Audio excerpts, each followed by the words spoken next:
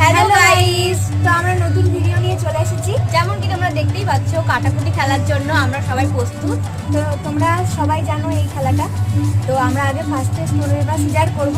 যে জিতবে সে আগে রাউন্ডটা নেবে। তো চলো বেশি দেরি না করে শুরু করা যাক।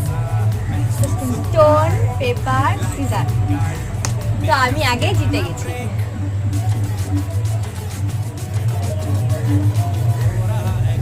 এরপর আমি